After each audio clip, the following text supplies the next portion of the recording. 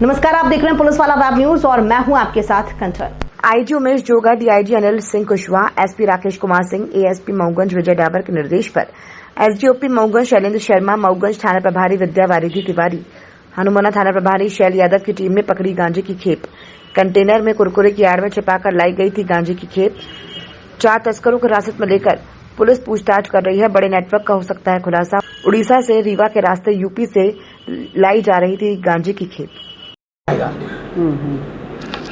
ये माननीय मुख्यमंत्री द्वारा और पुलिस मुख्यालय में डीजीपी द्वारा और अन्य अधिकारियों के द्वारा ये नशे के कारोबार के खिलाफ सख्त से सख्त कार्रवाई करने के लिए बार बार वीडियो कॉन्फ्रेंसिंग के द्वारा सबके द्वारा हमको निर्देश सभी ज़िलों के लिए, प्रदेश के सभी ज़िलों के लिए निर्देश प्राप्त होते हैं। इसी कड़ी में हम लोग हमारे 4 ज़िले जो जोन के हैं, रीवा जोन के, लगातार मुखबिर मामूर करके मुखबिरी लेके ये नशे के कारोबार के खिलाफ कार्रवाई हम लोग कर रहे हैं। गांजा का हो या कोरेक्स का हो या टैबलेट्स का हो या अवैध शराब का हो, इन सभी में पुलिस लगातार कार्रवाई कर रही है।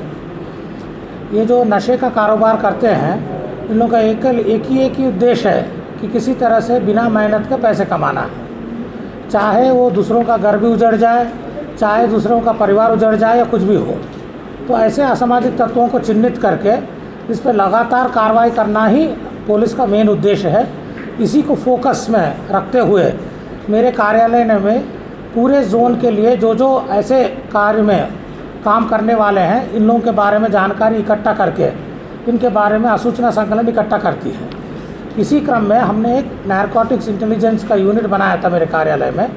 उनके बारे में जानकारी इकट्ठा होता है तो वो जानकारी जो मिलता है, वो जानकारी हम लोग फिर संबंधित ज़िले से, जहाँ से इसके एक्टिविटी है, उस ज़िले के एसपी से शेयर करते हैं। इसी क्रम में कल सूचना मिली थी, तो सूचना मिलने के बाद जो एग्जीक्यूट करने के लिए, जो काम करने के लिए है, वो मैंने पुलिस अधीक्षक रीवा और डीआईजी रीवा को मैंने सूचना दिया था कि आप लोग एक टीम गठित करके ऐसा सूचना मिल रहा है कि यहाँ पर कोई बड़ी गांजा का कंसाइनमेंट यहाँ पर रीवा ज़िले में आने वाला है। तो इन लोगों ने वो पूरा जानकारी वगैरह जो लिया और फिर उसके बाद मऊगंज के आसपास के सभी टीम्स बना के इन लोगों ने एडिशनल एसपी मऊगंज और उनके नेतृत्व में और कौन थाना प्रभारी, हनुमाना थाना प्रभारी, सुहागी थाना प्रभारी और मऊगंज थाना प्रभारी, इन लोग 3 लोग और उनके अधीनस्थ अन्य स्टाफ को लेके नाकाबंदी अलग अलग जगह पे किए थे। वैसे तो हमने दूसरा ज़िले के अन्य स्थानों पे भी सूचना दिया था कि ऐसा ना हो कि वो दूसरा कोई रूट पकड़ ले। तो पूरी समय चेकिंग के दौरान फिर हम लोगों को एक बड़ा कंटेनर मिला था। उस कंटेनर का चेकिंग के बाद पहले उन्होंने कहा था कि उसके यहाँ पर वो कुरकुरे का वो सामान पूरा भरा हुआ था, मगर उसी का इन्फॉर्मेशन हम लोग को आसपास मिला कि इस प्रकार का ही है। तो फिर हमने उसको रोक के चेक किया। चेक करने पे हमें 9 गांजा पकड़ने में सफलता, 53 पैकेट्स में हम लोगों को सफलता मिला है। मैं इसी आपके माध्यम से हम लोग सब लोग, एक ही का उद्देश्य है आपका और हम लोगों का, कि समाज में ऐसे असामाजिक तत्वों के ऊपर उनके खिलाफ कड़ी से कड़ी कार्रवाई हो। तो आप लोगों के द्वारा मैं आप लोगों को केवल अपील करता हूं कि आपके माध्यम से जो भी सूचना वगैरह मिलना है तो हमें या पुलिस अधीक्षक को या डीआईजी को या और कोई भी अधिकारी हो जिनको उस पर विश्वास हो तो उनको दें। तो हम लोग उसके बारे में जानकारी लेके तो ऐसे नशे का कारोबार करने वालों पर सख्त से सख्त कार्रवाई करेंगे ताकि नशा से कोई भी यहाँ पर समस्या ना हो। इस नशा को लेके कई प्रकार के अपराध होते हैं, आप लोग भी जानते हो। इसमें खास करके वो युवा पीढ़ी इस चपेट में आ रही है।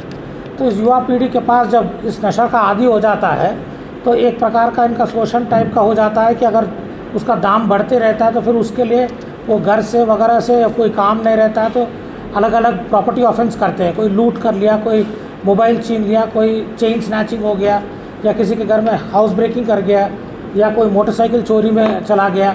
तो इस प्रकार का अन्य टाइप के अपराध जहाँ से उसको तत्काल मिल जाए और उसको नशा को खरीदने के लिए पैसा मिल जाए, ये कार्रवाई। तो एक तरह से हम लोग क्या है कि इसको भी कंट्रोल करने के लिए नशा पर ही हम लोगों ने काफ़ी पूरा फोकस किया है। दूसरा, घरेलू हिंसा भी इसके वजह से बढ़ता है। जैसे कोई शराब पीते हैं या नशा करता है, कोरेक्स पीता है, ये करता है, तो वो तो खुद काम का नहीं करता है, घर में कुछ पैसा नहीं देता, उसकी पत्नी या उसकी बेटी या अन्य परिवार के सदस्य कोई भी कमाता है, वो पैसा भी छीन के लगता है, लड़ाई झगड़ा करता है।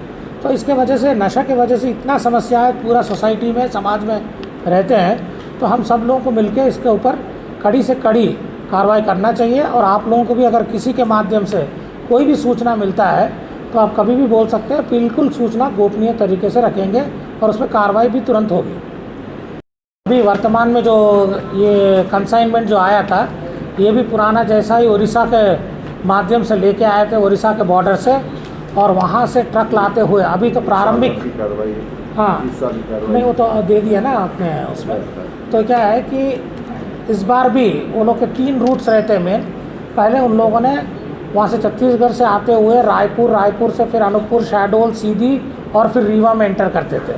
फिर उसके बाद उन लोगों ने, जैसे हम लोगों ने ये रूट टाइट किया, तो फिर उन लोगों ने क्या किया कि वहाँ से आंध्रा का एरिया से लाते हुए नागपुर से शिवनी, जबलपुर, फिर कटनी और फिर पन्ना या सतना या रीवा यहाँ डंप करते थे। ये रूट टाइट करना चालू कर दिया। फिर इन लोगों ने अभी नया एक रूट चालू किया है, जो वहाँ से आते हुए, झारखंड से आते हुए यूपी में एंटर करना, और हनुमना या चाक घाट का रूट। ऐसा ये ट्रक ड्राइवर जो पकड़े गए थे, इन लोगों ने बताया है।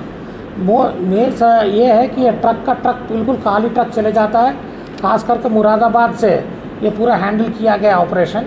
मुरादाबाद से पूरा बिल्कुल खाली ट्रक जाएगा और वहाँ पर उन लोगों को सौंप दिए जाते हैं। फिर वो लोग उसमें पार्टीशन करते हैं, जैसे आपको पता ही नहीं चलता, पूरा वेल्ड करके फिर उसमें गांजा भर के उन लोग खाली ट्रक देते हैं। फिर उसमें ये लोग कोई भी ऐसे सामग्री भर देते हैं। कई बार क्या है कि सड़ा हुआ फल वगैरह भी लेते हैं ताकि इसका स्मेल बाहर ना आए, और कोई चेक करने वाला भी खोलता है तो इतना गंदा स्मेल आते छोड़ देते। फिर बाद में ये पूरा फल वगैरह सब्ज़ी जो भी ले आते हैं वो नदी में या कहीं भी मौका मिलते हैं फेंक देते हैं, और असल वो पार्टीशन से लेके ये सामान डिस्ट्रीब्यूशन पे चले जाता है। इन लोगों का वर्क और इन लोगों का नेटवर्क इतना ज़्यादा है कि आगे से इन लोगों की एक रेकी टीम भी चलते रहती है कि पुलिस या कोई और चेकिंग पॉइंट्स है क्या, या और कोई हमारा काम में कोई बाधा डालने वाले हैं तो आगे से मोटरसाइकिल टीम चलेगी या 4 व्हीलर टीम चलेगी, और फिर इन लोगों को बार बार सूचना हर 1-2 किलोमीटर में देते रहेगी, ठीक है अभी पास कर सकते हो। इस प्रकार का इन लोगों का बड़ा नेटवर्क है। और जैसे ही निश्चित जगह पे पहुंच जाती है तो ऐसे जगह पे रात में, तो वहीं के वहीं ये लोग दूसरा छोटे 4 व्हीलर से आके उसका डिस्ट्रीब्यूशन हो जाता है। अपने को सूचना मिलने के बाद अगर उसका घर भी जाकर रेड करे तो भी अपने को वहाँ पर कुछ मिलने का नहीं सामान।